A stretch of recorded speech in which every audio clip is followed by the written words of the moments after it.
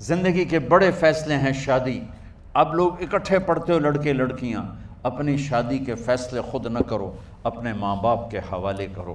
اس میں شرافت بھی ہے، اس میں برکت بھی ہے، اس میں رحمت بھی ہے، اور اس میں والدین کی دعائیں بھی ہیں. کورٹ میرج کو ہوا نہ دو. Boy friend girl friend culture ہمارا نہیں ہے. میرے نبی کے طریقے میں مرد اور عورت کا صرف نکاح سے تعلق ہے، اس کے علاوہ سب جہنم کی آگ ہے. اور والدین سے کہتا ہوں کہ اپنے بچوں سے پوچھ کے رشتے کرو، زبردستی مت کرو. میرا معاشرہ بہت سنگین قسم کے جرم کا شکار ہے. بچوں پہ مسلط کر دیتے ہیں، ایتھے ہی کرنی ہے، ایسے جٹائیں چی کرنی ہے، بٹائیں چی کرنی ہے، پتہ نہیں آئے کتوں ہیں جٹ بٹ.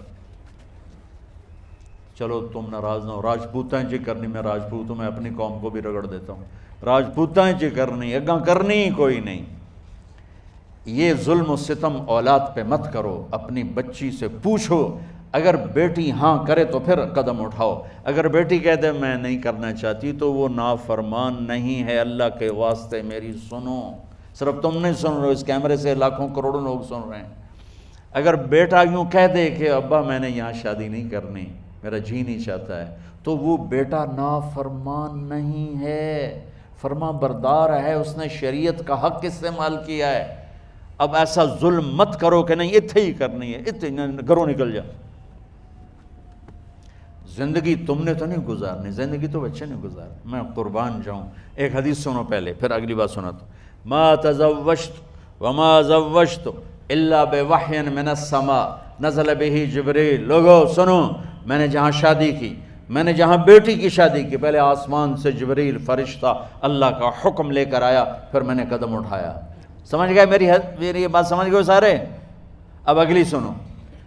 حضرت علی فاطمہ کا رشتہ لینے آ گئے، اور جبریل ان سے پہلے آ گیا کہ یا رسول اللہ فاطمہ علی کے لیے ہے. باپ محمد مصطفیٰ جیسا ہے، رشتہ مانگنے والا علی جیسا ہے، اور بیٹی فاطمہ جیسی ہے. اور آپ پوچھتے ہیں علی کیسے آئے؟ وہ شرم کی وجہ سے کچھ کہہ نہ سکے، چپ. آپ کو تو پتہ تھا، آپ نے فرمایا فاطمہ کے رشتے کے لیے آئے ہو؟ کہا جی. تو جبریل تنال بیٹھا ہوا ہے کہ یا رسول اللہ اتھے ہی کرنا ہے.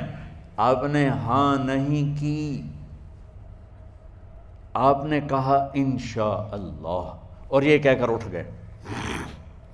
انشاءاللہ نبی کا ہاں ہی ہوتا ہے، لیکن جبریل کے آنے کے باوجود اور اللہ کے کہنے کے باوجود میرے نبی کو بھی پتہ ہے کہ یہ رشتہ یہاں کاتب تقدیر نے لکھ دیا ہے، لیکن امت کو سبق سکھانے کے لیے آپ گھر تشریف لے گئے.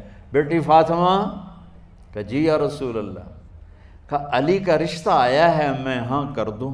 سبحان اللہ. میں اپنے دیہاتی بچیوں پہ مجھے رونا آ گیا کہ جنہیں پتہ ہی نہیں ہوتا سانو کہیں نال بندے پہ جانور ہے یا انسان ہے. علی جیسا داماد، چلو علی کو چھوڑو، فاطمہ کو چھوڑو، جبریل آیا بیٹھا ہے، جبریل آیا بیٹھا ہے. اس کے بعد فاطمہ سے پوچھنے کی کیا بات؟ جبریل آ کر کہہ رہا یا رسول اللہ، اللہ کہہ رہا فاطمہ علی کے لیے ہے اور علی فاطمہ کے لیے ہے، اور پھر آپ کہتے ہیں بیٹی فاطمہ ہاں کر دو. ہماری تو آج کی بیٹیاں انکار نہیں کرتی، چپ کر کے گاں ماش طرح بن چھڑ دین کلے نال.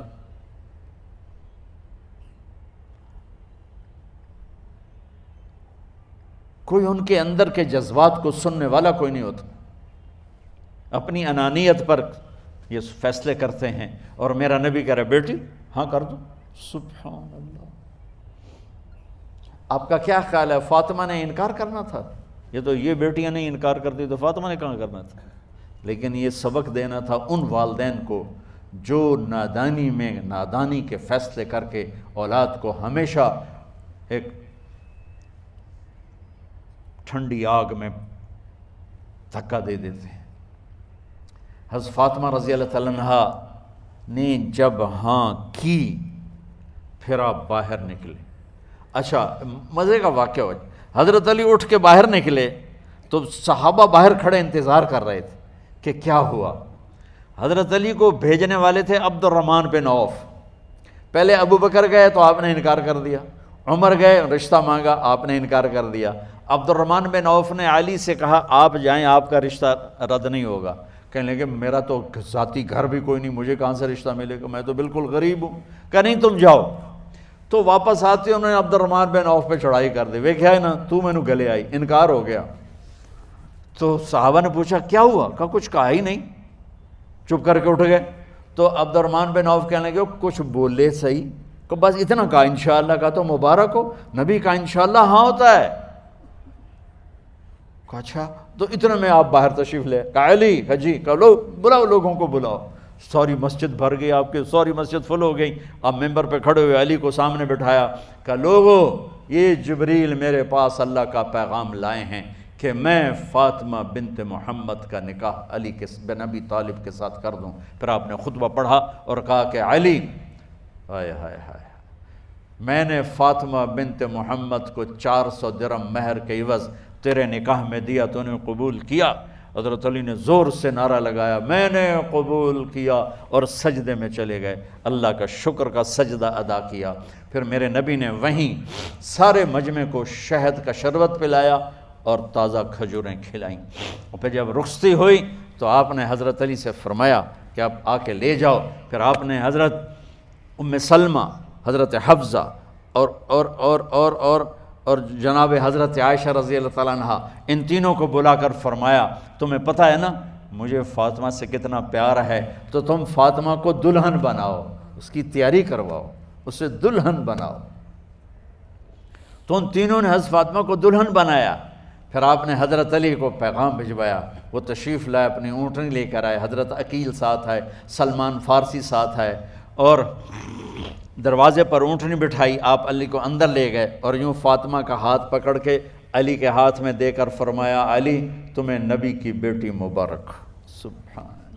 پھر آپ نے کہا میری بیٹی فاطمہ، مجھے اپنے خاندان میں جو سب سے زیادہ محبوب تھا میں نے تیرا ہاتھ اس کے ہاتھ میں دے دیا ہے۔